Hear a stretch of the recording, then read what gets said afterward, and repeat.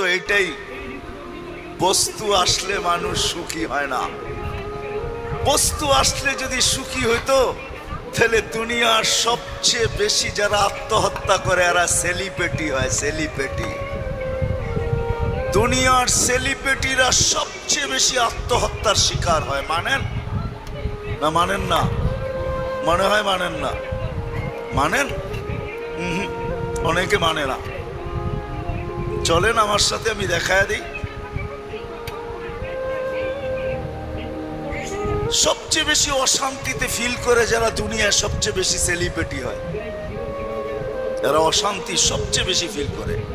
নাইলে নিজের পিস্তল নিজের মাথায় কেন লাগতো? মনে হয় বুঝাইতে পারি নাই, ঠিক না? তাহলে নিজের টাকার কিনা রশি নিজের গলায় কেন লাগতো? দেখাবো দুই চারজন।